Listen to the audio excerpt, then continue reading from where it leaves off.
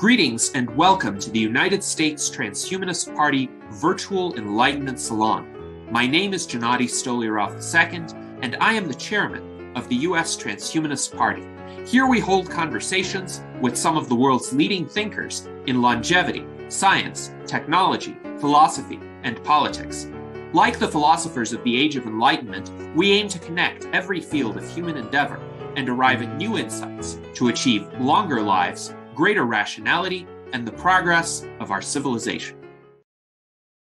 I do not seek here to convince anyone to become an atheist. Instead, I wish only to discuss what atheism actually is, and to dispel the all too frequent misconceptions regarding it. Many persons of religious persuasions assail atheism without truly understanding it. What they attack is not atheism as such, but rather a straw man constructed by themselves and consisting of every possible idea that they do not advocate. Much pointless negativity and intolerance might be avoided if only individuals of all intellectual persuasions became aware of the actual ideas of which atheism consists, the reasons for which many adhere to it, and common misconceptions held regarding it. To illustrate all of these will be my task in this and in subsequent videos. What is atheism? Dictionary.com defines atheism as 1. The doctrine or belief that there is no God. 2. Disbelief in the existence of a supreme being or beings. Further related definitions are provided by the American Heritage Dictionary. 1. Disbelief in or denial of the existence of God or gods. 2. The doctrine that there is no God or gods. Thus, there exists a simple test to distinguish an atheist from a theist. One only needs to ask an individual, do you believe in the existence of any kind of God or gods? If the person thus questioned answers in the affirmative, then he is a theist. If he answers in the negative, then he is an atheist. If he says he does not know, then he is an agnostic. An atheist does not believe in any kind of God or gods. But what exactly are these gods that atheists do not believe in? Princeton University's WordNet defines God as 1. The supernatural being conceived as the perfect and omnipotent and omniscient originator and ruler of the universe, the object of worship in monotheistic religions. 2. Any supernatural being worshipped as controlling some part of the world or some aspect of life, or who is the personification of a force. So, an atheist is an individual who does not believe that there exist any kinds of supernatural beings controlling any aspects of the world, of human lives, or of the entirety of existence. It is crucial to note that an atheist disbelieves specifically in the notion that a person controls these aspects of existence, or that the forces controlling them can be personified.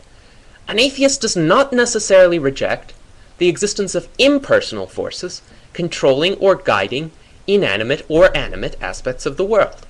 For instance, atheists can, and often do, believe that there exist natural laws of physics, of morality, of economics, and of biological evolution. Atheists can, and often do, believe in the existence of large macroscopic orders that characterize aspects of existence.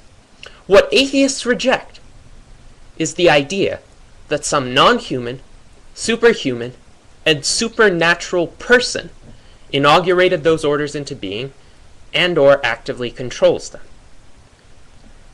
Now that we know what atheism is, we will look in my subsequent videos at some common myths about atheism and atheists. During the past several days, I have received 2 interesting responses to my previous video presentations regarding atheism, both from individuals who do not believe in God, but also from individuals who question the use of the term atheist as applied to those who do not believe in God. And I believe that these responses make several interesting points that I would like to address and respond to. Furthermore, I would like to present my case as to why I think the term atheist is a necessary and useful term to use for reference to those who do not believe in God. Now, this may be an explanation for why I personally choose to use the term and the advantages that I perceive in doing so.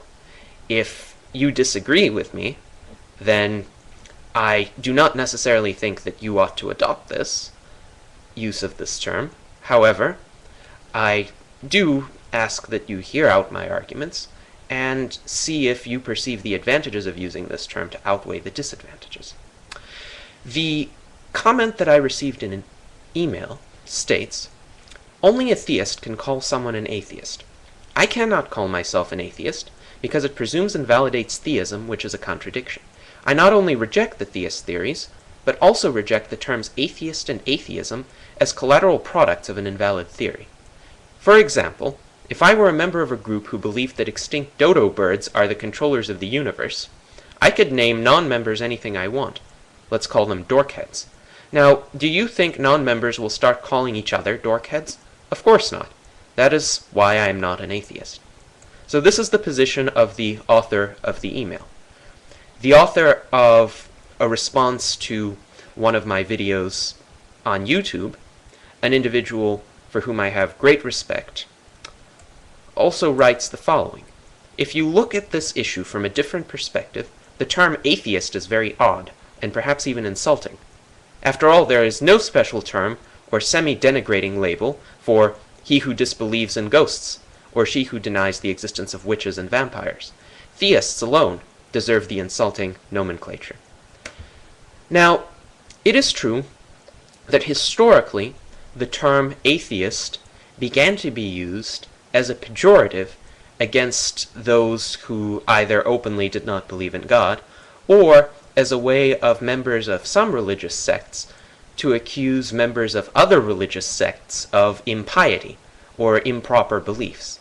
And even the Wikipedia entry on atheism states that during the 16th and 17th centuries, nobody would have dreamed of calling himself an atheist. Indeed, the term was reserved for insults hurled among theists at each other when one group of theists believed that another group of theists did not have the proper set of beliefs. Now, given this historical origin, it's understandable why a lot of people who don't believe in any God would want to distance themselves from the label of atheist, which was originally conferred by the religious on the non-religious or even on other religious groups.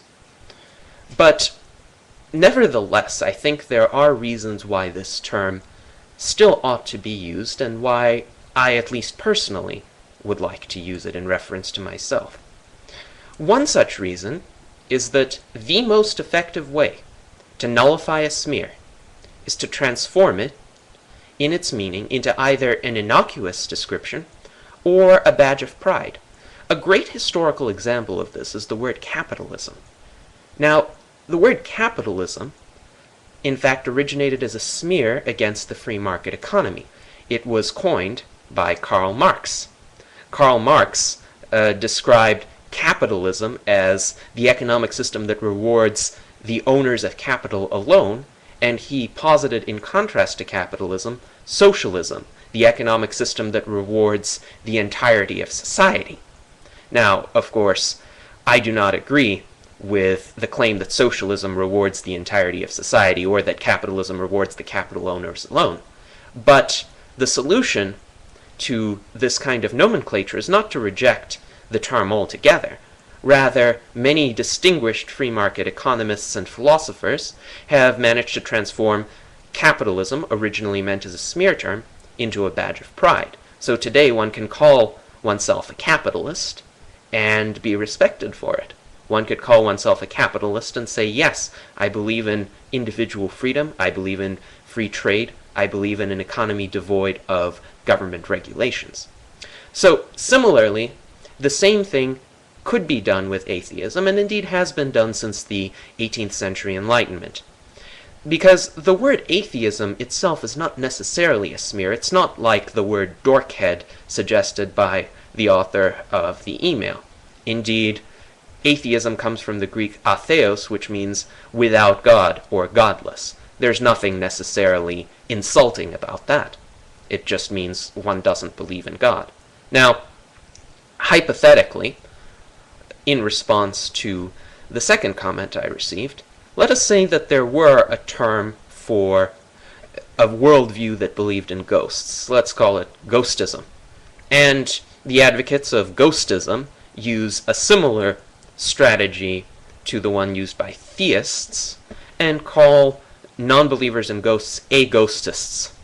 Now, I don't know if I would mind being called an aghostist, because contrary to the author of the email, I don't think that by accepting such a label, I would implicitly validate ghostism. Indeed, all I would be saying by calling myself an aghostist is that I do not believe the set of principles that is enunciated in ghostism. Another reason to call oneself an atheism is word economy, and furthermore, the ease of conceptualization. If I were to refer to myself in all cases as someone who does not believe in any God, then construction of sentences regarding my lack of this belief would be quite cumbersome. I would have to use 8 words instead of 1 in virtually everything I say. Now, the reason why the term atheism is convenient is because there are so many discussions regarding religion and regarding deities. For good or for evil, these discussions exist, and very often one finds these discussions thrust upon oneself. So, in order to be able to effectively enunciate one's non-belief in any gods, it is much more efficient to use 1 term instead of 8. Furthermore, the origins of such a term are understandable historically, because historically religion originated much earlier than atheism. Now, there were some Indian schools of atheism in the 6th century BC. There were also some famous Greek atheists in ancient Athens, such as Diagoras, in the 5th century BC. But most religions originated much earlier than this, and for much of history, religion was the rule, and non-belief in any kind of god was a serious exception to that rule, and naturally that exception attracted notice and a term for it. And even today, atheism is the exception rather than the rule. 3% of Americans only are atheists, and according to Wikipedia, about 2.3% of the world's population, whereas only about 11.9% of the world's population doesn't believe in God or doesn't know, so they are either atheists or agnostics.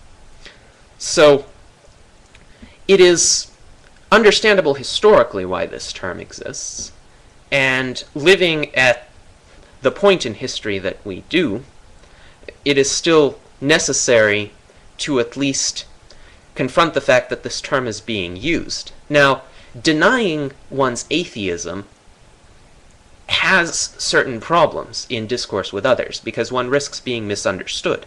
Because if one denies being an atheist, another individual might assume that one is therefore a theist, that one is therefore a believer in a god. And I would not want that confusion to be made with regard to myself. So, what I have illustrated are several distinct advantages to using the term atheist, or at least several reasons why it is necessary to do that. Now, I would understand if you would personally consider the benefits and costs of doing so to be different from the way I consider them, and I would encourage your response with regard to whether you think this term ought to be used or not, and why. The first commonly held misconception about atheism that I would like to dispel is the idea that atheists hate God. The word atheism originates from the Greek atheos, meaning godless. There is no hatred or even dislike of any god or gods implied in either the word or its origins. Atheism is not the same as antitheism, or opposition to gods and to those who believe in gods. Atheists do not actively despise any god, in part because it is difficult to despise what one does not believe to exist. Many monotheists make the mistake of alleging that atheists hate their god in particular. But if someone were to suggest that atheists hate Vishnu, or Zeus, or Thor, or Amun-Ra, such allegations would clearly be recognized as empirically false. Many atheists not only do not hate those deities, they enjoy reading myths and stories where such deities play an active role. In many such stories, the gods even behave in an admirable manner, and most atheists are ready to acknowledge this. What then would make the Christian, or Jewish, or Muslim god so different in their eyes? Indeed, absolutely nothing in an atheist's worldview needs necessarily prevent him from reading the texts of the monotheist faiths, and deriving from them similar utility, enjoyment, and moral instruction to what he might derive from Hindu, Greek, Norse, or Egyptian mythology. When atheists read about gods, they evaluate the gods as literary characters. Those literary characters may behave admirably or not, and it is up to the individual atheist to judge the individual literary god in each particular case. What atheists are not ready to do, however, is to evaluate the morality or immorality of particular actions in a text based solely on whether any god performed them or abstained from them, praised or condemned them.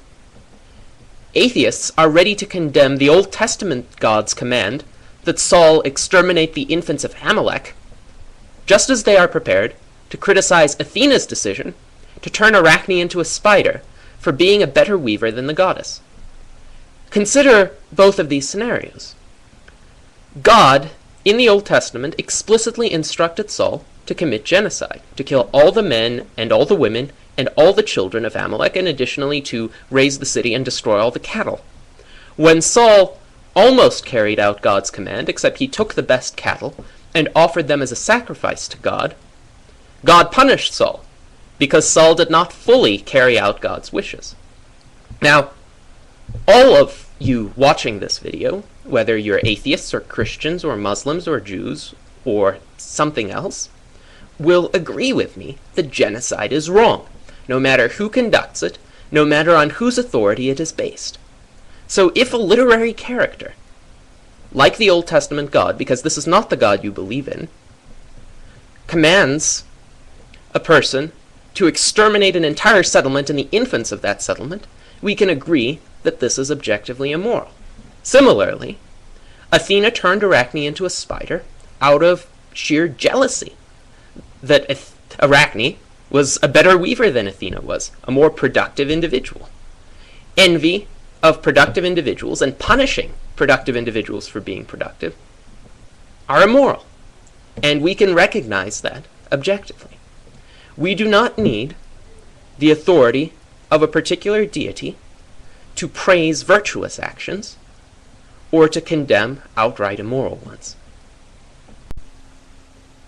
In my prior presentation, I discussed that atheism does not necessarily imply the hatred of any god of any religion. However, even many people who grant this would claim that atheists nevertheless hate people who believe in God or gods.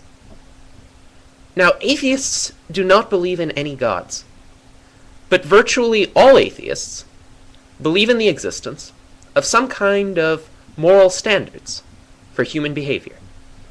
Since they do not believe in any gods, atheists do not believe that moral standards originate from gods. Thus, in an atheist's view, whether somebody else believes in a god is as irrelevant to that person's morality as his color of hair or his preferred flavor of ice cream. What is relevant, however, is whether an individual's actions show him to be a fundamentally good and moral person. Many atheists will disagree regarding what this means, but they will concur that an individual's religious convictions are not a determinant of his moral character. Again, those who would condemn theists simply because the latter believe in a god are not atheists, but rather antitheists. If a person's religious convictions have nothing in common with his adherence to the atheist's moral standard of choice, then the consistent atheist will disregard religious convictions altogether when forming his judgments of others. An atheist is often as likely to find good people among the religious as among fellow atheists, and he might often prefer the company of some of the former to that of some of the latter. I know that this is the case for me, and it is the case for many other atheists of my acquaintance as well. Atheists do not necessarily dislike any particular religion or its adherents.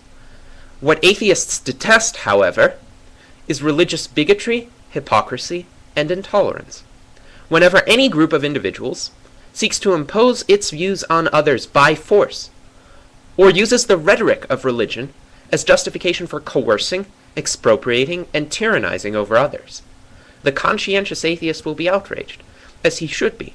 But also, many conscientious Christians and Jews and Muslims will be outraged over the same decisions made by religious bigots, because enforcing any kind of religious conformity is a violation of people's inalienable rights to believe what their conscience and their reason dictate. And that is a belief that atheists respect, and that atheists can agree with religious individuals to respect and honor. One of the most common and most grievously mistaken myths about atheism is that atheists advocate socialism, totalitarianism, or the welfare state. While it is true that Karl Marx and Friedrich Engels did not believe in any god, atheism as such has no necessary implications in the political realm, other than perhaps an opposition to any integration between church and state, which is a stance shared by many religious individuals as well. Naturally, if somebody does not believe in a particular god or in a particular theology, he would not want belief in that god or theology imposed on others by the state. There do exist socialist atheists and welfare statist atheists, but there also exist conservative atheists, libertarian atheists, and atheists adhering to virtually every other political creed. Indeed, atheism is much older than virtually any prevalent political philosophy of our time. The first known famous atheist was the ancient Greek thinker Diagoras in the late 5th century BC. In more recent times, atheism was espoused by such thinkers as the Enlightenment thinker, the Baron de Holbach, the analytic philosopher Bertrand Russell, and Ayn Rand, the founder of Objectivism. Truly, atheists are historically represented within a tremendous range of political and philosophical movements, and it is impossible to classify all atheists under a single political or ethical umbrella. Indeed, the disagreements among atheists as to what constitutes moral behavior or a proper social order can often exceed in their extent the disagreements between some atheists and some religious individuals on these issues. Nothing prevents an atheist from adhering to a philosophy of individual rights, limited government, and free markets. Murray Rothbard, one of the 20th century's most prolific free market economists and libertarian political theorists, was an atheist, as is the psychiatrist Dr. Thomas Szasz, who opposes state control over individuals' mental health. Indeed, according to columnist Alan Karuba, who is not himself an atheist, American atheists are more likely to object to abuses of power by government than most people. Conservative and libertarian political values, smaller and less intrusive government, fiscal prudence, laissez-faire capitalism, and individualism would seem to suit most but not all atheists better than some form of socialism or one-world government philosophy. My advice to religious conservatives who believe in free markets and in individual liberty, but are suspicious of atheists and accuse atheists of having socialistic or totalitarian tendencies, is to rethink their position, because there are many atheists who could prove valuable allies in the struggle to make our government more limited and give us back some of our economic and personal freedoms that have been lost through the growth of government. And this is an important struggle in this world that does not necessarily relate to one's theological beliefs or beliefs about whether there is a next world or how that next world might look like. It is essential to have as many allies in this struggle as possible. And if we have agreement on the political desirability of limited government, then why do we need to ostracize each other over theological beliefs or lack thereof? I think there are far more important things to focus on, and for all of you religious conservatives watching this video, I would advise you to accept a similar approach. One of the most common myths about atheism, a myth that is highly reiterated by many of religious persuasions, is that atheists do not believe in objective moral standards because a belief in objective moral standards requires a belief in some kind of deity that is the originator of morality. But this is an extremely false misrepresentation of atheism, and if one meets actual atheists, one will quickly recognize that atheists hold a variety of moral standards that they consider to be universally valid, objective, and absolute. And they also have numerous well-developed approaches to arriving at these moral standards. So, what are some of the ways by which one could arrive at an understanding of morality without any reference to a deity? One can employ natural law theory, as exemplified in the works of Aristotle, John Locke, and Murray Rothbard. Now, these three thinkers, at the very least, did not believe in the same God. Aristotle believed in a prime mover, God, who thinks about his own thoughts, and doesn't do much else, certainly does not interfere actively in human affairs. John Locke was a Christian who believed that rights were given to men by their Creator. But Murray Rothbard, in his extensive study of natural law, took all of the political and ethical elements from Aristotle's theory and from Locke's theory and formulated them in a manner that did not require any kind of reference to God. For Rothbard, natural law is quite abstract and impersonal and universally binding. Alternatively, one can espouse utilitarianism, as did Jeremy Bentham and John Stuart Mill. Or one could argue for the evolutionary origins of morality, in the manner of Herbert Spencer and Friedrich Hayek. Hayek believed that moral codes in a society evolved as practical rules of conduct that made particular societies more likely to survive than others. According to Hayek, initially, there have been some societies that were cannibalistic, or where incest was widely practiced, but these societies fairly rapidly died out, or were supplanted by more viable societies where incest was for some reason a taboo, or cannibalism was forbidden. And people learned from their own experiences to shun these immoral practices, and they might have developed some kinds of religious or non-religious explanations so that most of the common people would understand that these practices are to be abstained from. Or, like the Enlightenment thinkers and Ayn Rand, one can see morality as originating from rational self-interest. It is in an individual's own long-term interest, all things considered, to be a moral person, because then he will be healthier, wealthier, and happier as a result. Furthermore, one can follow the empiricist consequentialism of Milton Friedman and try to arrive at morality by observing the outcomes of particular actions and human institutions. So, which actions would lead to the most desirable results, to human prosperity, to human happiness? Which institutions maximize wealth? Which institutions maximize social cooperation? Those are the institutions and the behaviors that we ought to embrace.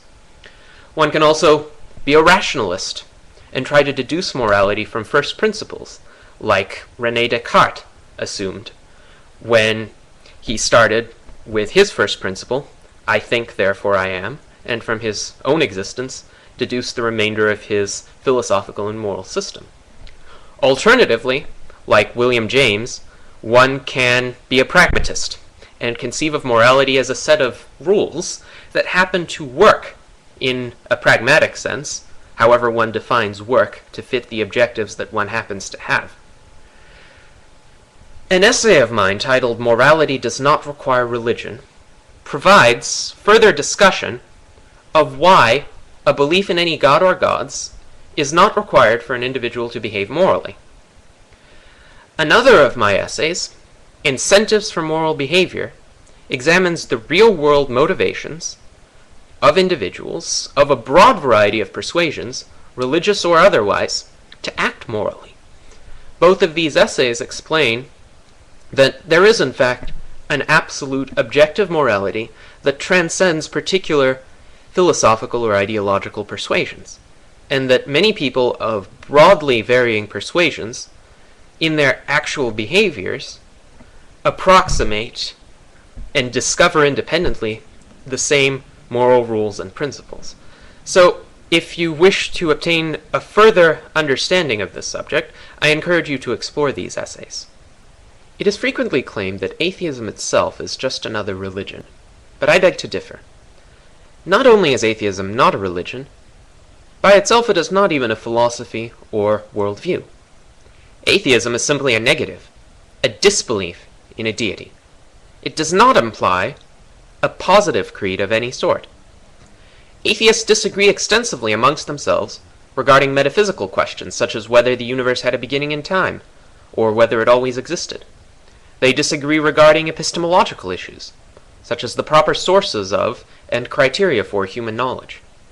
Atheists range from strict deductive rationalists to complete empiricists, to those who reject the empiricist-rationalist dichotomy altogether.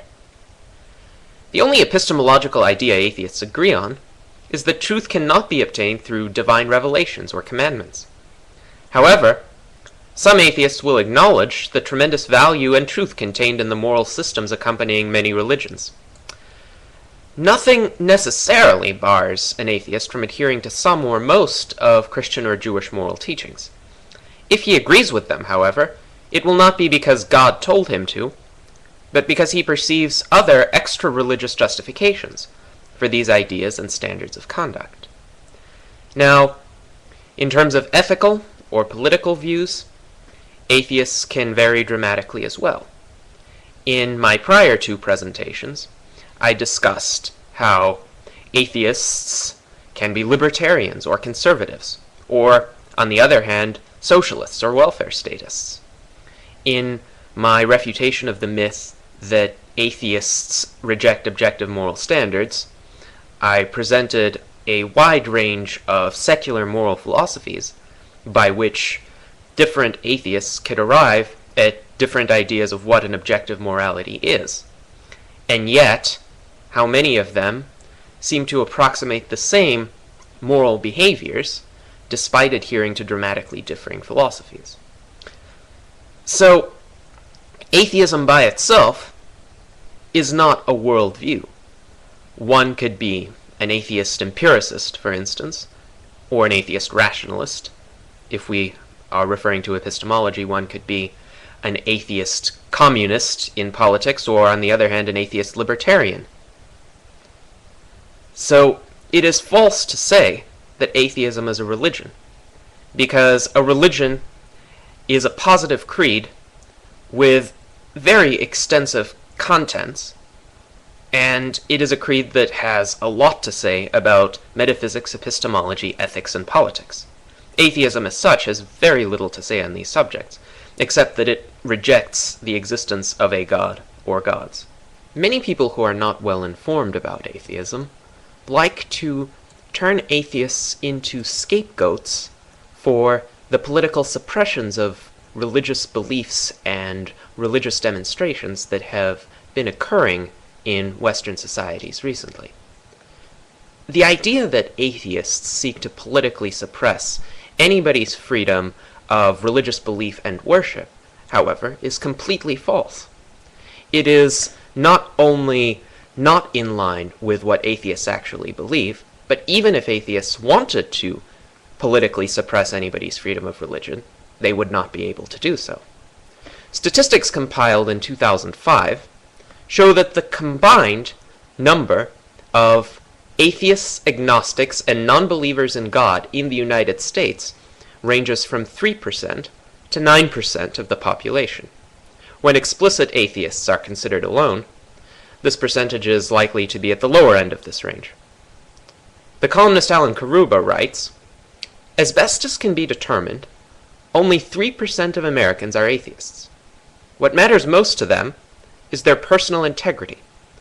They are, almost by definition, the least authoritarian of groups you can find, and the least likely to attempt to convert someone to their views." Now, atheists are a demographically insignificant minority, and do not have the political power to suppress anybody's religious beliefs even if they wanted to. Furthermore, virtually no prominent politicians in the United States are known to be atheists, perhaps with one or two exceptions, and this fact indicates how little political influence atheists actually have. So, for all religious conservatives who believe that the atheists are responsible for the infringement of their religious freedoms, I would advise them to think again. Because where are these phantom atheist politicians and phantom atheist constituencies that are imposing these restrictions? I don't see them. I'm not aware of them, and I'm certainly not one of them. My personal belief is that one should be permitted to hold any belief and to practice the implications of that belief, provided that this belief does not impose coercive harms on other human beings. So, in the words of the great Voltaire, I may disagree with what you say, but I will defend to the death your right to say it. And that includes belief in any kind of deity, even if I consider that deity to be non-existent, even if I consider the moral code that is based on that deity to be mistaken in many respects. Any attempts to infringe upon the religious views and practices of some Americans are currently made by other individuals who claim to be religious, and often of the same religion as those whose rights they seek to infringe. Indeed, much of the opposition to religious expression on government and on private property stems from those who endeavor to suppress speech, ceremonies, and displays by some religious groups for fear of, quote, offending other religious groups. So it is not atheism that is responsible for suppressions of public religious demonstrations, rather it is political correctness. The idea that no kinds of behaviors ought to be permitted, even on private property, that could remotely offend the sensibilities of some religious group or some constituency. And this kind of ideology is antithetical to human liberty. It is antithetical to freedom of speech. It is antithetical to freedom of conscience. And I believe that many conscientious atheists who recognize the value of liberty will find allies in religious conservatives who seek to protect their religious freedoms. And therefore, I urge the religious conservatives not to make scapegoats out of people who could be genuinely helpful to the very endeavors that they're trying to accomplish. Why do atheists reject the existence of any kind of deity? Here I will attempt to give 4 common reasons which many people use to explain their non-belief in any god or gods. Personally, I consider all 4 of these reasons to be influential, though not exhaustive, in determining my atheism and in influencing the way in which I view the world. Reason number 1 is lack of evidence for God's existence. Simply put, atheists do not see any kind of evidence, proof, warrant, or demonstration that suggests that any kind of deity might actually exist. Atheists do not observe any phenomena that can only be explained by invoking a deity. If every aspect of existence, from atoms to morality, can be accounted for without any mention of a god, then belief in a god is simply superfluous, and adds nothing substantive to one's understanding. A vital principle, Occam's razor, states that entities should not be multiplied beyond necessity, and that all other things equal, the simplest explanation for a phenomenon is the correct one. So far, atheists have been unable to find any phenomenon for whose explanation the concept of a God is indispensable. And of course, numerous phenomena have been suggested by theists throughout the ages, anything from the origin of life to the source of morality. But atheists have been able to find scientific, philosophical explanations for these questions and many others. The second reason why many people adhere to atheism is a lack of, quote, faith. And I use the term faith with caution because this term has multiple meanings, many of which atheists do not reject.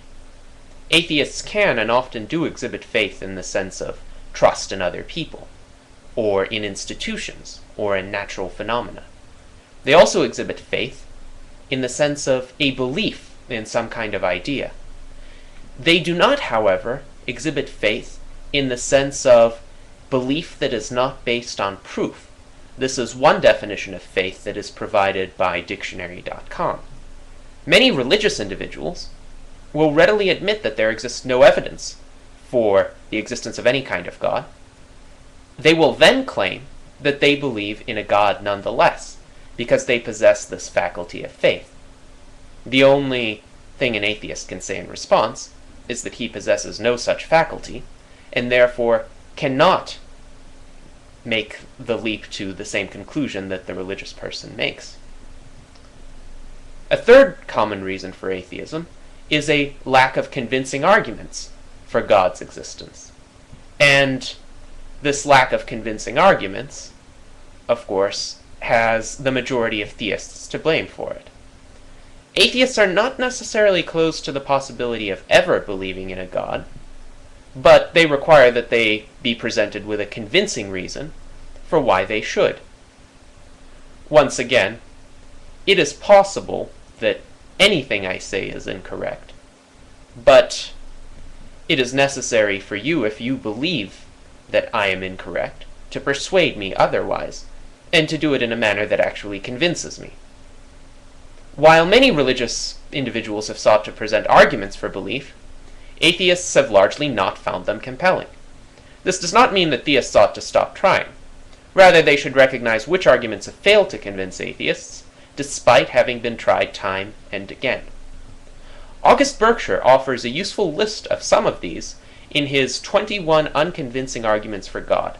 It is an essay that I advise all of you to read, and it is listed in the links accompanying the comments for this presentation. When theists begin to present new arguments that encourage atheists to approach the question of the existence of God in a hitherto unexplored manner, they can be sure that many atheists will give such ideas serious consideration. If you present something new, something that I haven't heard before, or even a new understanding of what the term God means, perhaps an understanding that removes some of the apparent or existent logical contradictions in prior versions or interpretations of this term, then you will certainly have my ear, and the ear of many other atheists as well, and at least there can be a constructive discussion there. A fourth reason why many people choose atheism is a desire to avoid rituals and institutional entanglements. Most religious systems are not merely networks of abstract and interrelated beliefs. They also entail adherence to a specific social hierarchy and a highly particular set of customs, rituals, and ceremonies. Many atheists simply do not wish to recognize the authority of any particular group of men who call themselves priests or pastors. They do not wish to undertake a certain set of dietary prohibitions or regulations regarding how they must or must not spend certain days of the week. Atheists tend to dislike entangling abstract beliefs with concrete institutions, as the institutions will often do great discredit to even the very principles they claim to uphold.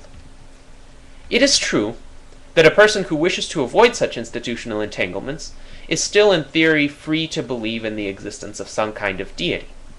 Benjamin Franklin tried to do this.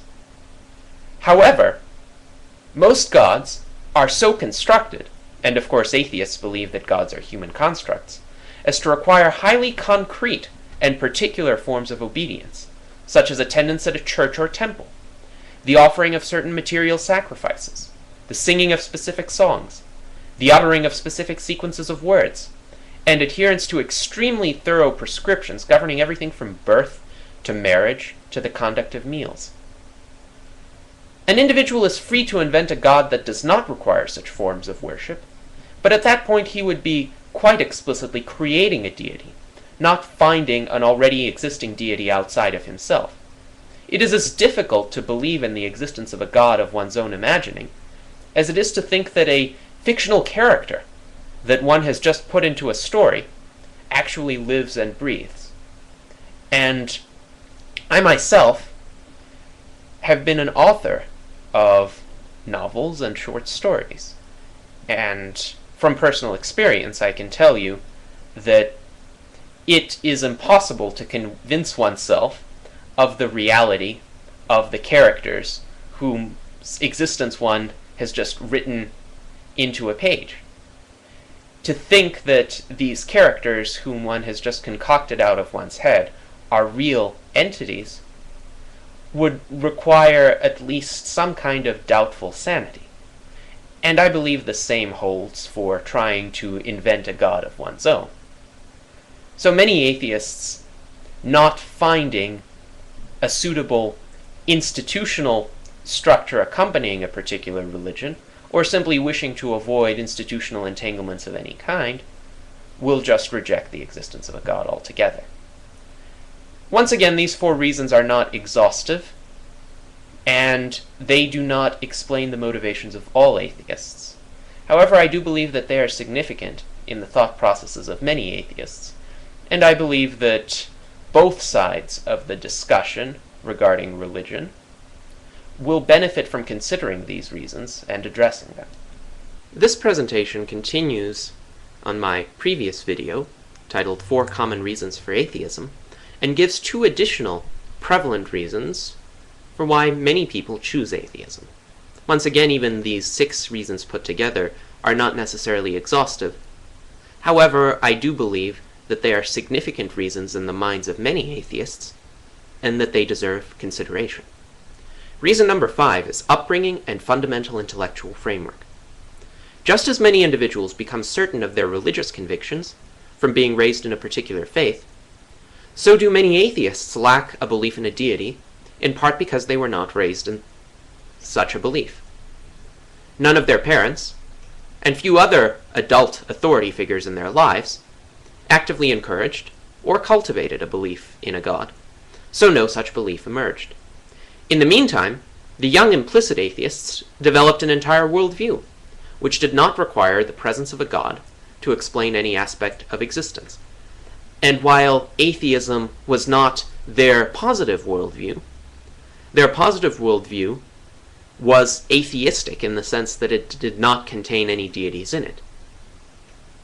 Many of the conclusions which an atheist with this background has arrived at and implemented in his everyday life are so deeply rooted in his basic worldview that to introduce an entirely foreign element like a god into such a worldview would overturn everything and leave the atheist confused and skeptical of the morality of even elementarily good actions. Many of the same ethical and practical conclusions are of course consistent with both belief and disbelief in a god. But there is no guarantee that abandoning an intellectual framework that took a lifetime to develop will lead the atheist to develop another equally formidable framework in a much shorter time period. The same argument, of course, applies to a religious individual with respect to his faith, especially if such a faith underlies the majority of his ethical and practical conduct. It is not advisable for him to abandon his religious framework unless he is certain to replace it with a more extensively developed non-religious one. Otherwise, he might lose the motive to pursue actions that are moral irrespective of their justification. And for me, and for many other conscientious atheists, what matters more about an individual is not the content of his abstract beliefs, but the morality of his behavior, whether he is a fundamentally honest person, fundamentally civil person, a person of integrity, who abstains from robbing and killing others, who abstains from the initiation of force, who abstains from adultery and other vices. And if one exhibits that kind of morality, then it is of little importance how one justifies it, provided that a justification can be persuasive and compelling and sustainable. Reason number 6 for atheism is the conviction that certain ideas about gods are self-contradictory. Many atheists take issue with the specific attributes that believers ascribe to particular gods. This especially applies to the monotheist faiths, where God is most often characterized as simultaneously omnipotent, omniscient, and omnibenevolent, an inherent contradiction according to many atheists. Furthermore, many atheists are skeptical of the idea that a God created the universe, particularly if they do not believe that the universe ever was or needed to be created. When examining the gods of other faiths, deities somewhat more limited in their powers, atheists often perceive contradictions in the formulations of those gods as well, or at least a lack of empirical evidence that the gods have the powers that they are thought to have, or dwell in locations described as their homes. For instance, despite numerous individuals having climbed Mount Olympus, Zeus has been nowhere to be found. As atheists vary dramatically in the specific content of their positive convictions, they will diverge substantially as to the more specific arguments they will present for their disbelief in a God. My own 5 arguments for the non-existence of God, which is linked to in the resources section accompanying this video, are offered as some of my personal reasons for atheism, though they are not necessarily shared by atheists at large. In conclusion, atheism has too often been unjustly smeared as an opposition to morality, or a totalitarian dogma advocating mass extermination of religious persons. It is nothing of the sort. It is neither a religion nor a philosophy, but rather the absence of one particular kind of belief. In the positive contents of their worldviews, atheists diverge from one another as dramatically as they might from certain religious worldviews. Many atheists might find closer intellectual kinship with some religious persons than with some other atheists. Nothing in atheism dictates opposition to religion or intolerance of religious individuals.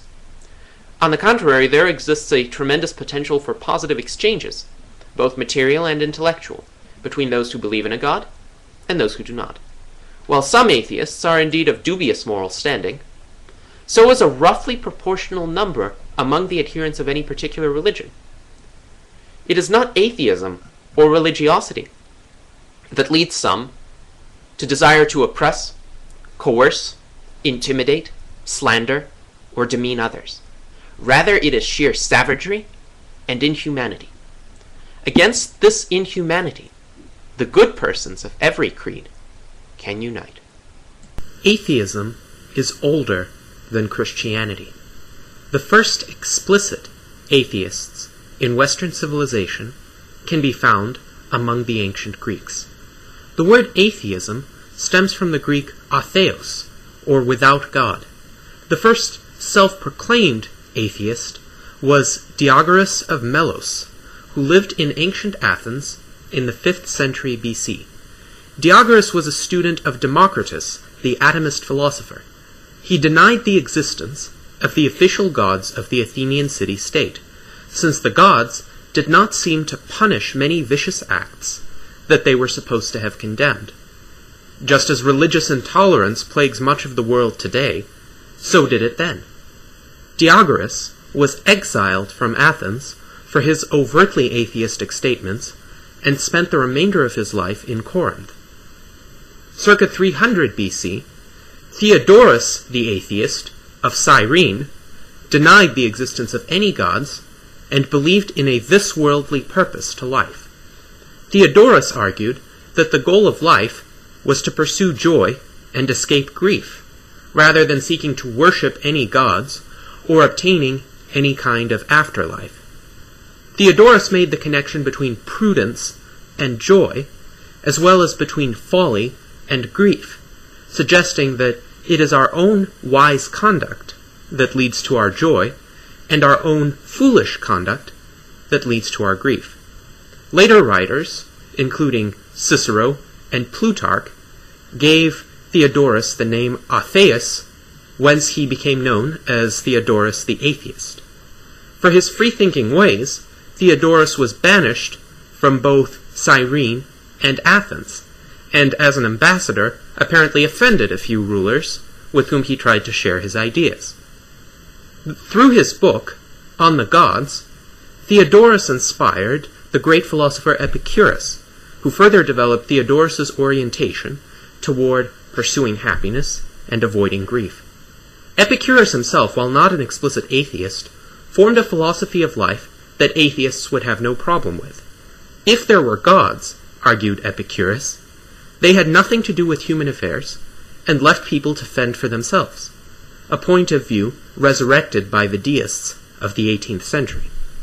Atheism was unfortunately stifled in the Western world by the rise of fanatical and intolerant strains of Christianity during the late Roman Empire.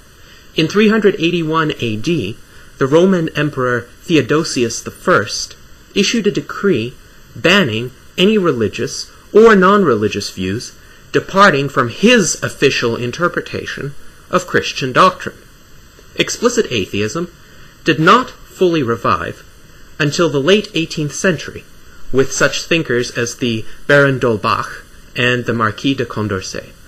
I've recently been asked why I prefer to call myself an atheist rather than an agnostic, and I believe a thorough response to that question is warranted.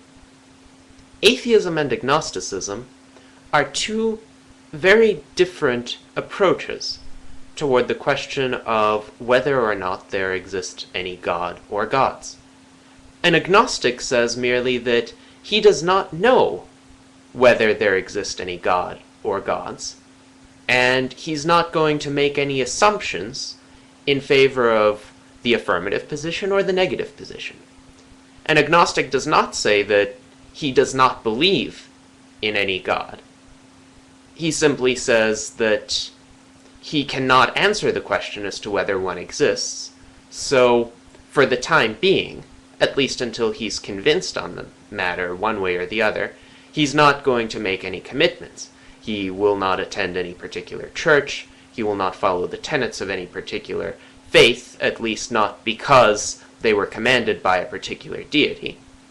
And he will also abstain from categorically denying that any god or gods exist.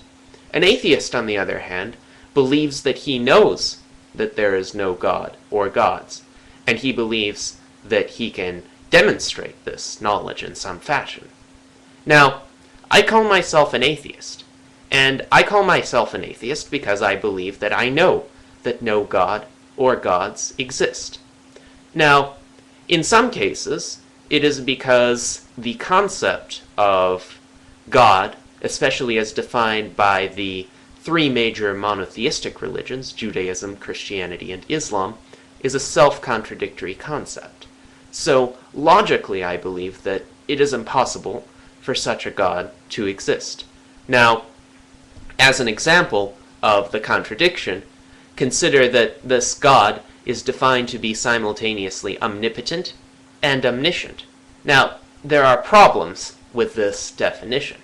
Let us say that one posed a question to this simultaneously omnipotent and omniscient God, and the question would go like this: God, because you are omniscient, can you tell me which team will win the next World Series game? Will it be Team A or Team B? And God, in his omniscience, will say Team A, or he will say Team B. And I would continue, well, God, if you're omnipotent, can you change the outcome of this game so that the other team will win? And either way that God responds, he will be trapped, and the concept cannot be rescued.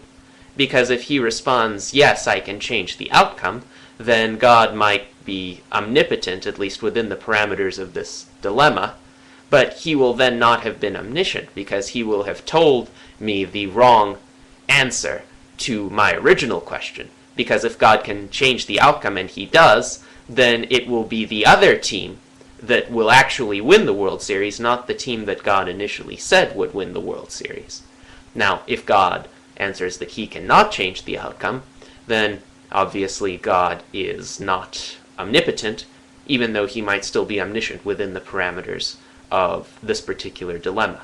There are other reasons why I believe that the concepts of omnipotence and omniscience and omnibenevolence and infinite magnitudes of any quality whatsoever are logical impossibilities.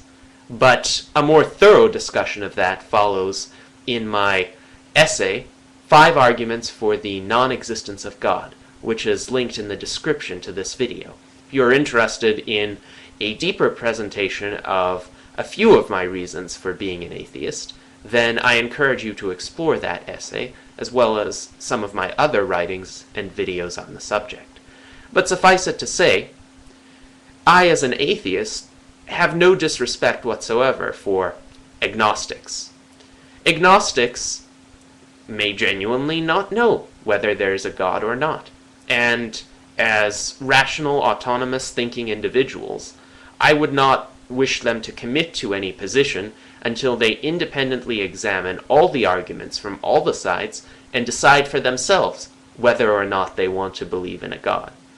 Other agnostics may just consider the issue irrelevant to their own particular individual contexts and their own lives, and that might make sense because to many the idea of God seems so remote and distant from more pressing everyday concerns that it's perfectly reasonable why they wouldn't explore the issue in enough depth to warrant either acceptance or rejection of this idea. If, for instance, they are focused on running a successful business or managing a family or pursuing other kinds of studies and all of their time is occupied with this, then surely one cannot insist on them making a decision on this very complex, multifaceted, and important issue. One would at least hope that any decision they make would be an informed decision, and withholding a fixed, permanent commitment one way or the other is quite understandable if they have neither the time nor resources to devote to it. Many good people I know are agnostics, and none of this is meant to slight any agnostics. But I believe that I myself have considered these issues in sufficient depth and for a long time, and I have come to believe that no God or gods exists, nor can possibly exist. Therefore, I call myself an atheist. Religion has existed for as long as recorded history can document, and it will almost certainly continue to exist for the foreseeable future, although the contents of religious doctrine will evolve in accordance with changing economic and societal circumstances and developments in prevalent understandings of morality. A reasonable secularist does not seek to wipe out religion, as this would be an impossible task that would only meet severe resistance and endanger the prospects for the humane, peaceful coexistence of all persons. Moreover, revolutionary changes in any person's worldview are undesirable, as they uproot him from sophisticated and decently functioning understandings of moral action that can develop on the basis of a wide variety of underlying philosophical frameworks. Any changes in a person's philosophy need to be gradual and thoroughly considered, and thus nobody concerned with maintaining the peace of human interactions should wish for an instantaneous overhaul of all religious persuasions. Instead of fighting the religious or deconverting them, the reasonable secularist needs to attempt to, in the course of discussion and argumentation, reach an understanding of proper this-worldly behavior that he and the majority of religious people can at least roughly agree on. In order for this to happen, it is not necessary for religious belief to disappear. Rather, it simply needs to be expressed humanely and tolerantly. The following is a list of expectations that the secularist should be able to reasonably make on all religious persons. Many religious persons, in fact, already adhere to these points, and thus should not be actively opposed in the expression and practice of their beliefs. Here is the minimal secular agenda regarding religious belief. To ensure the peaceful and harmonious coexistence of all individuals, all persons of religious persuasions should voluntarily adopt the following understandings. 1.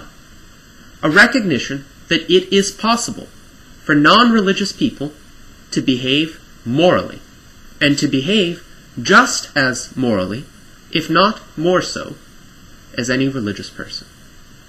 2. A renunciation of all coercive apparatuses, governmental or private, for the imposition of religious beliefs and practices on those who do not wish to receive them. 3. A renunciation of all coercive apparatuses, governmental or private, for the suppression of non-religious beliefs and practices. 4. A renunciation of support for coercively obtained funding for religious or religiously affiliated institutions. 5. A renunciation of any religious criteria for the holding of leadership positions in public office or in private businesses which have no direct relation to religious or philosophical activity. 6. A recognition that lifestyles and behaviors which are objectionable on a solely religious basis can only be legitimately countered by private, non-coercive efforts, and not through the use of governmental or private coercive power. The adoption of the minimal secular agenda regarding religious belief will greatly de-escalate the current culture wars and facilitate maximum freedom for both the religious and the non-religious. Moreover, it will enable more civil, tolerant, and respectful interactions among individuals of a wide variety of philosophical persuasions. Certain less respectable persons of religious persuasions have given me quite a bit of flack over my fairly common sense claim that it is indeed possible for atheists to be moral individuals, and that many atheists do hold objective moral standards, arriving at those standards from a variety of philosophical persuasions. Here, I will argue to those individuals who have thus attacked my fairly common sense and moderate claims, and I will argue before them that not only are their assertions that atheists cannot be moral plainly wrong, these assertions are also unchristian, and in fact manifest certain heresies that are rejected by virtually all mainstream schools of Christian thought. Calling all atheists immoral betrays an ignorance not only of basic morality or basic human decency, but also of the very Christian theology that these people are claiming to adhere to. Now, the argument that all atheists are immoral goes something like this. Without the fear of eternal punishment in hell, or the desire for an eternal reward in heaven, why be moral? There's no reason to be moral because there are no consequences that follow from it. Well, first of all, this is patently absurd. If you act immorally, there are going to be consequences in this world. If you kill someone, you bet there are going to be people who notice. If you rob from someone, you bet there are going to be individuals who will seek restitution for that stolen property. If you lie to someone, you bet your reputation is going to be impaired. And furthermore, your own opinion of yourself, your own self-esteem and self-image will be damaged beyond repair once you pass a certain threshold of immoral behavior. So, it is patently absurd to suggest that for somebody who doesn't believe in God, there are no consequences to behaving immorally. But even more than that, within a Christian framework, it is illegitimate to say that the only reason for behaving morally is either fear of eternal punishment or the desire for an eternal reward. There is virtually no mainstream, intelligent Christian theological belief that holds that fear of eternal punishment or the desire for an eternal reward is a proper motivation for moral behavior. I'm going to explore a few mainstream schools of Christian thought here. First, there are the Calvinists and their various offshoots. The Calvinists believe in foreordained salvation. They believe in predestination, in essence. That is to say, God has already chosen who is going to be saved and who is going to be damned, and there's not one thing humans can do about it. No matter how they behave in their own lives, that's not going to affect by one iota their chance of being saved or not. So in the Calvinist view, your behaving morally or not will have nothing to do with your salvation at all. So at least in that perspective, the idea that you must behave morally in order to get into heaven fails miserably. Then there's the mainstream Protestant perspective, originating from Luther and held by many Protestant sects today. Mainstream Protestant perspective says that your good works do not lead to your salvation. Rather, it is faith in God alone that leads to your salvation, and you perform good works not in order to be saved, but because you already know that you are saved from your faith in God, and you perform these good works out of love for your for your fellow men, and your desire to demonstrate Christian virtue. Then there's the Catholic perspective. The Catholic perspective holds that both faith and good works are necessary for salvation, but you can't perform good works in a mercenary manner expecting to be saved as a result of that.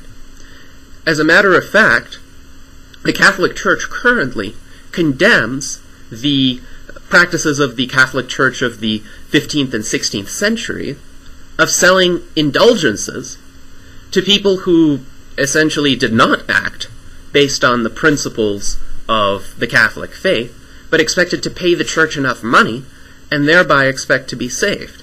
Those people expected to use morality as solely an instrument for getting into heaven or avoiding hell or perhaps shortening their stay in purgatory. And current Catholic doctrine concedes that this is not a legitimate way to treat morality. If you engage in moral behavior solely for the purpose of getting into heaven or avoiding eternal punishment, God will see through that, and God will punish you for that. Then there's the Eastern Orthodox perspective. Every argument from a believer in the Eastern Orthodox faith that I've encountered states that it is great folly and presumption for a human being to think that he can look into the mind of God and figure out whom God is going to save or damn. And consequently, it must be grave folly and presumption to think that God will automatically save you if you engage in what you consider moral behavior, and also that God will necessarily damn those who are atheists or those whom you consider to be atheists or those whom you consider to be sinners, because you simply don't know the mind of God. That's the essential thrust of the Eastern Orthodox argument. So, I've shown from the Calvinist perspective, from the mainstream Protestant perspective, from the mainstream Catholic perspective, and from the Eastern Orthodox perspective, that the idea that the sole purpose for morality is to get an eternal reward or avoid an eternal punishment is not a legitimate Christian idea. So, what is, then, a good motive to behave morally? From a Christian perspective or from an atheistic perspective? Legitimately speaking, you should value moral action because of other kinds of consequences. If you're a Christian, you should perform moral actions because you like to, because it's in accord with your principles, because it would demonstrate certain virtues on your part, and will show you that you're a certain kind of human being, a kind of human being whom you would respect, have a positive image of. Similarly for atheists, I don't act morally because I expect a direct correlation between my actions and the reward for those actions. I do believe that positive consequences will ensue from that, but I also have a certain image of myself as a human being. If that image is violated through my own immoral action, I will have to live with that. And that will not be very comfortable. Because while I might run from other people and their opinions of me, and I might disguise my own deeds so that other people might be temporarily deceived, I cannot run from myself, and I cannot deceive myself. And that is my motivation for acting morally, so that I can be comfortable with my own identity as an individual. And I believe that that kind of approach is transferable across numerous philosophical perspectives, be they religious or non-religious. It's a much healthier approach than seeking an eternal reward and having that being one's sole motivation to act morally, or avoiding eternal punishment and having that being one's sole motivation for acting morally. Therefore, if you are going to call yourself a Christian, I'm not going to stop you. I'm not going to try to change your religious beliefs. But if you're going to call yourself a Christian, act like one. And actually find out what your particular brand of Christianity says about morality and who can be moral. Because the claim that atheists cannot be moral is not even a Christian claim. It is simply an ignorant and bigoted claim, propagated by people who do not display genuine Christian virtue, but who are rather suffused with hate. In this presentation, we are going to discuss the origins of morality, namely, where good and evil come from. Now, I'm an atheist, and I will be presenting an atheistic perspective on the origins of morality. Namely, I do not believe that morality originates from what is often called the will of God, that is, the say-so of an allegedly all-powerful, all-knowing, all-good cosmic ruler whom people call God. Now, I believe that grounding morality in say-so of anybody, human or allegedly divine, is essentially arbitrary, because say-so without reasons to back it up is essentially arbitrary. And therefore, I do not believe that it is a good justification. I believe that attempts to ground morality in the will of God, or the will of the government, for that matter, which is just the other side of the same coin, is inevitably definitional. It just says, well, this word morality, we are going to equate it by definition with whatever God says is right, or whatever the government says is right. And ultimately, that robs the word morality of any real meaning on its own. For instance, when in the Bible, in the Old Testament, God orders Saul to murder every single living thing in Amalek, including the women and the infant children and the cattle, and Saul does this, except he takes one of the best cattle, and instead of slaughtering it, makes an offering of it to God. God condemns and punishes Saul for disobeying him. Now, from the standpoint of morality, and I think everybody, no matter what philosophical background they come from, will acknowledge that genocide is wrong, irrespective of who does it, who orders it, or for what reasons it is being committed. God has ordered Saul to commit an atrocity. Yet from those who say morality is defined as the will of God, well, there seems to be nothing wrong with genocide. At that point, the people who would truly back up God's command to Saul would have to drop any pretense of morality and just say, well, we obey the will of this powerful being, right or wrong. Well, I have a different view. I think in order to obtain a legitimate grounding for morality, we need to ask, what is morality, or ethics? Ethics deals with the question, what ought we do? We, as human beings. Ethics is necessarily a human-centered discipline, because we can control our own actions. We cannot directly control, say, the actions of another animal, because we are not that animal. We cannot directly control the actions of a rock unless we exert some kind of physical force on that rock. So we cannot frame questions like, what should the animal do, or what should the rock do, without asking ourselves, well, what should we do to the rock or the animal to get them to do what we think they should do? So ultimately, with ethics, we start with ourselves. Without us being able to ask the question, what should we do, ethics becomes a meaningless enterprise. And we need to ask, well, what are the prerequisites of us asking the question, what should we do? Naturally, inanimate objects or dead people cannot ask that question. So the fundamental prerequisite seems to be being alive. Now, of course, that's necessary, but that's not sufficient, because aside from being alive, we have to also have the ability to ask that question. A lot of living things do not have that ability. So we have to have volition. We have to have the ability to choose to ask the question, what should we do?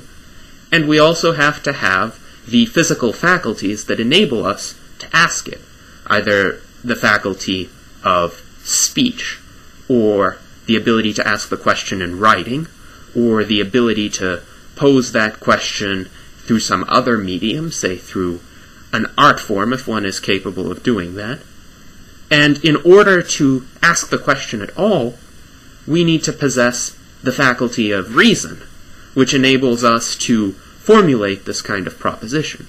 So, ethics has certain prerequisites, which it would be inconsistent for an ethical system to try to subvert or undermine. Just as in any system, there are certain starting premises or axioms that you cannot contradict within the framework of that system. Say, in logic, one of the axioms would be the law of identity. A equals A, and A cannot be not A at the same time and in the same respect. Because if you allow one contradiction, A being not A, within a logical system, then you can prove anything whatsoever within that system, and it becomes absolutely meaningless. So within an ethical system, the axioms, if we wish to look at it that way, are the prerequisites for that system to exist in the first place, namely that we, the human agents who are developing this system, must be alive, we must be volitional agents, and we must have the faculty of reason that enables us to formulate these kinds of value judgments.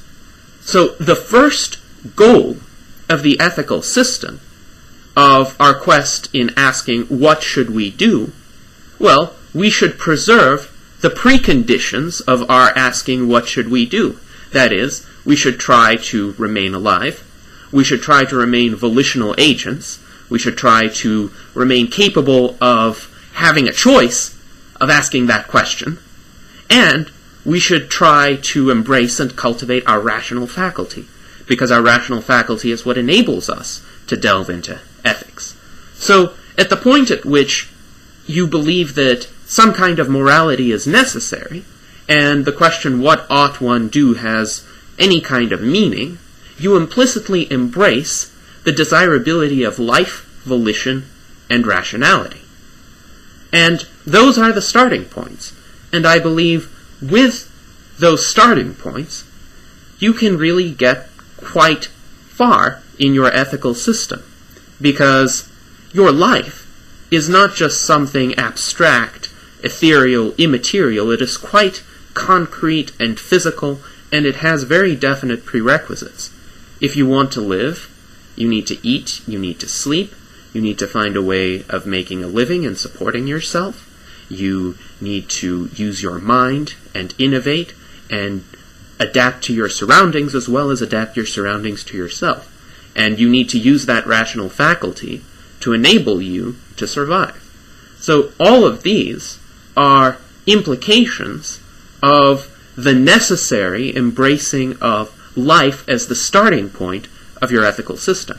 Now, to be consistent, you cannot just say your own life is the ultimate goal of the ethical system, though it is, I believe, the most important goal, because if you're not alive, you can't make ethical systems at all.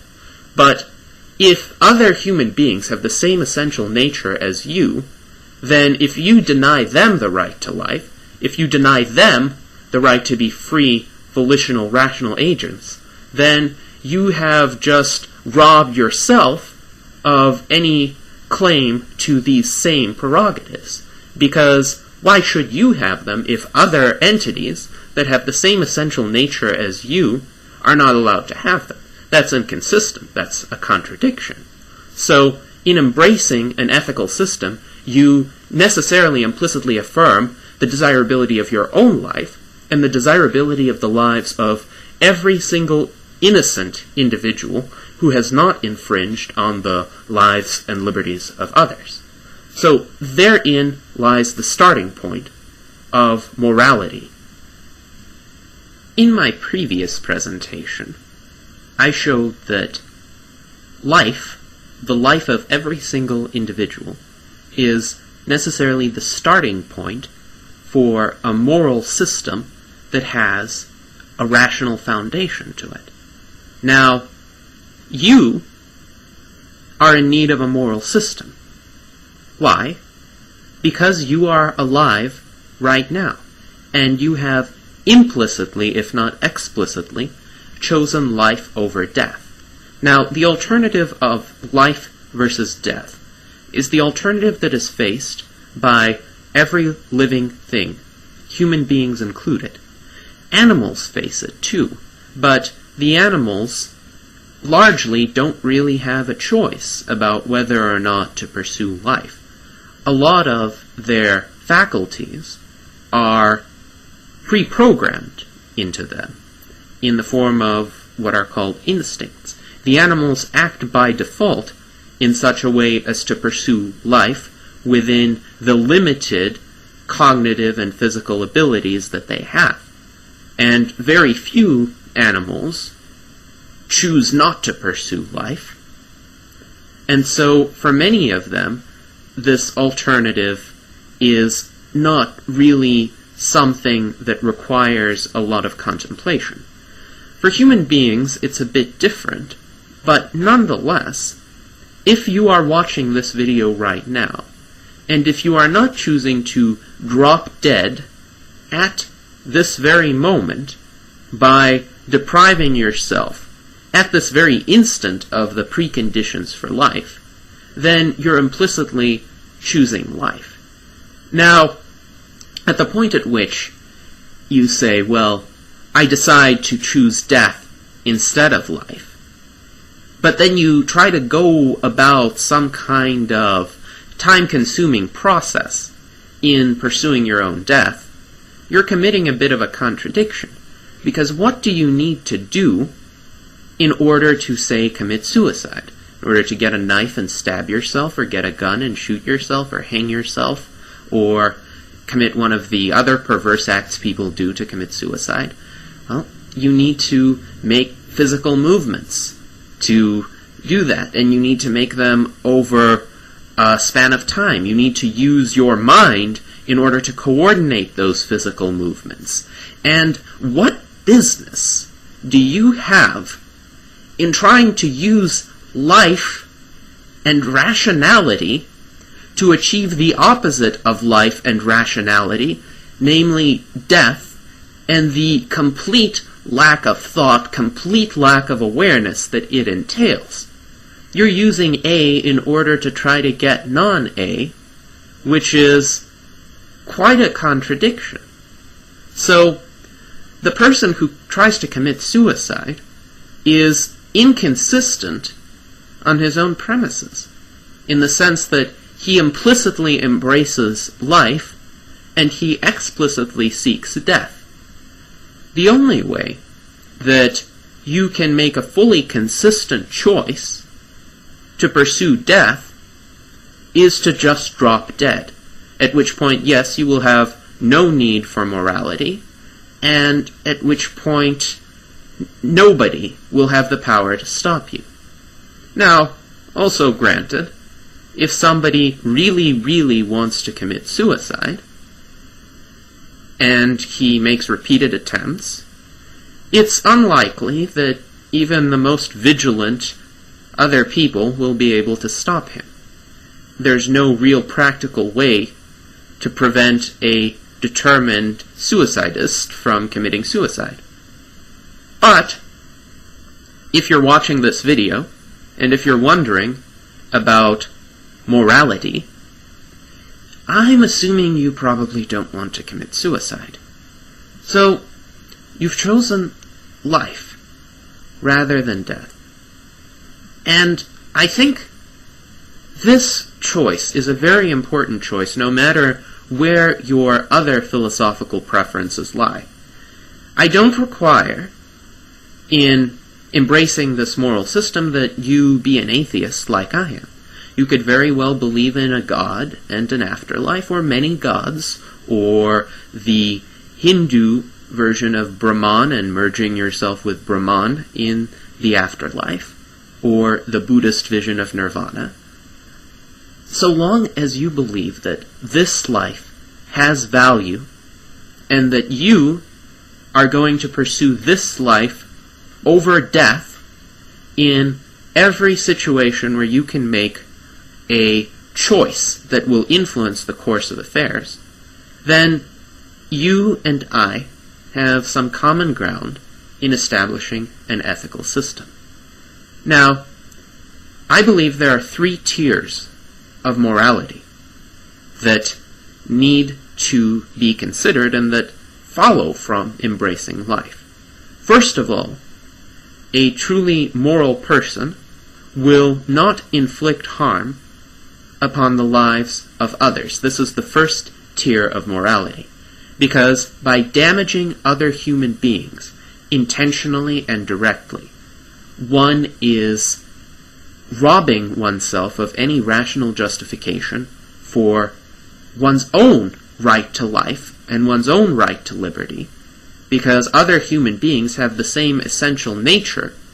They too are able to contemplate ethical systems. They too have a volitional faculty and a rational faculty, and to deprive them of that would then beg the question, well, why in the world are you insisting that you have these rights if you don't grant them to people who are in essence like you? So this is the first tier of morality. Do no harm to others. The second tier of morality is do no harm to yourself.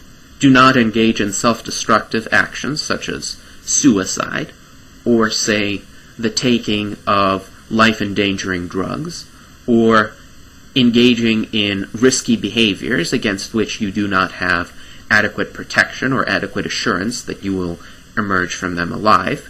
Now, this, of course, is left to individual judgment in many respects, because we need not only to consider a behavior in isolation, but how it relates to other behaviors. Good example I like to use is somebody who eats a chocolate cake of 600 calories a piece every single day, and he takes great pleasure in this. this probably wouldn't be good for his health, except every single day, to compensate for eating that piece of chocolate cake, he goes out to run for an hour and burns about 800 calories, which actually makes him expend more calories on net than he would have done had he not eaten that chocolate cake, because his running is solely motivated by a desire to compensate for eating that cake. So, you need to consider context in deciding what is or is not self-destructive. The third tier of morality is the tier of civility and integrity. In how you relate to other people, you need to honestly represent yourself and carry through on your promises, and you need to be civil and tactful in your interactions with others, to never deliberately insult another person, to oppose another person's ideas with dignity and with courage, but not at the same time trying to denigrate that person or suggest that that person is somehow evil just for advocating those ideas. Once again, we need to distinguish between truth and falsehood in ideas versus good and evil in people. So civility and integrity, they are less important than doing no direct harm to others and doing no direct harm to oneself, but they are quite important nonetheless. And adherence to the third tier of morality is the capstone of ethics. Once you have the other two down, you work on the third, and that ensures harmonious, peaceful, mutually advantageous interactions among human beings. So this has been my brief overview of the origins of morality and some of its basic structure. I hope you've enjoyed it, and I look forward to your feedback. There's a widespread view regarding the origin of natural rights, which I believe is a flimsy and ultimately insufficient view for justifying the existence of natural rights. It is the so-called authority-based view of rights, popular both with the left and with the right today. The version preferred by the right is that the authority that grants rights to people is God. Even the great John Locke fell prey to this fallacy. The version preferred by the left is that the authority that grants individuals natural rights is the society, or the government, and its representatives affirmed by some kind of legitimate due process. The problem with the authority-based view of rights is that it does not suffice in ascertaining and securing objective, universal, stable, and permanent natural rights. After all, what the authority gives, the authority can take away, by that same authority by which it allegedly gave the rights. This is no secure basis for any kind of lasting, reliable understanding of rights. For instance, God can change his mind. He has been known to change his mind according to the scriptures of various monotheistic religions. He has even changed his mind about the desirability of the Great Flood, which he allegedly deeply regretted, according to the book of Genesis. Furthermore, anyone's say-so has no necessary truth value, and the authority-based view of rights is ultimately grounded on the say-so of some kind of allegedly authoritative entity. Now, you can call a particular entity a god, a king, or an elected representative. It does not matter. It does not add one bit of truth value to that authority's pronouncements. Glorified names are no substitute for the truth, nor do they give their bearer infallibility. However much the advocates of the authority-based view of rights might assert the contrary. To ground rights on say-so is to ground them arbitrarily, and therefore unstably. The only way to obtain a secure understanding of natural rights that cannot be revoked under any circumstances, is to recognize that natural rights do not come to human beings from any external source, be it a divine source or a human source. Natural rights, as the term might suggest, exist in human beings by virtue of their nature, i.e., by virtue of what human beings are. Rights do not come from any kind of external source. Indeed, the verb come from is simply not applicable to the concept of rights. Unfortunately, the English language is much more flexible in terms of what one can do with it than is reality, so it is possible to combine subjects and verbs in a nonsensical manner. For example, one could make a statement such as, virtue eats. Now, the verb eats, one will clearly recognize, is not applicable to a concept like virtue. It makes no sense to make a statement such as virtue eats. Similarly, it makes no sense to make a statement like rights come from anything, because the verb come from is just not applicable to the concept of rights. Rights do not come from, they simply are. Humans have rights by virtue of being human, by virtue of certain faculties that they have, including, according to some, their rationality, their ability to make choices regarding their actions, their volitional consciousness. They start having rights when they are conceived. They continue to have limited rights even after they die, hence the validity of inheritances and bequests. An individual can say, I will leave my property to X, and it is his right to say so and have his wish honored even after his life no longer exists. Furthermore, there is no necessary need for authority in order to enforce rights. Now granted, rights can be violated in this imperfect world of ours. It is possible for an individual to kill another individual in flagrant violation of his right to life. It is possible for some individuals to confiscate the property of other individuals in flagrant violations of their right to property. However, it does not follow that some single unitary authority must be the enforcer of all rights. Indeed, originally, every man, being himself the possessor of natural rights, is their first arbiter. He himself can decide which situations his rights apply to and when they have been violated. This is his original authority, as Locke describes it in The State of Nature. Now, sometimes it may be difficult to provide enforcement using that kind of model in practice. So sometimes, indeed quite frequently, people voluntarily make the choice of delegating the enforcement of their rights to some authority. However, this authority's power to enforce rights, to arbitrate disputes, and sometimes to use force in resolution of disputes that cannot be otherwise resolved, derives from that original delegation. This authority cannot arrogate to itself any kinds of powers other than those which have been explicitly delegated to it by every individual under its jurisdiction.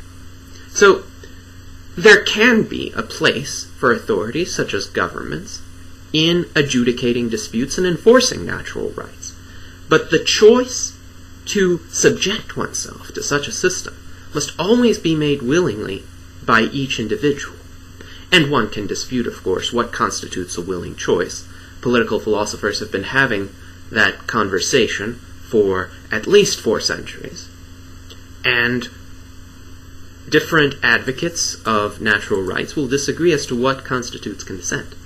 However, it is a fundamental principle of natural rights that that kind of consent and that kind of delegation is always necessary. No authority can just spring up on its own and claim some external source, external to the individuals upon whom it exercises its jurisdiction, as the justification for its enforcement of somebody's alleged rights, or its violation of rights that actually exist.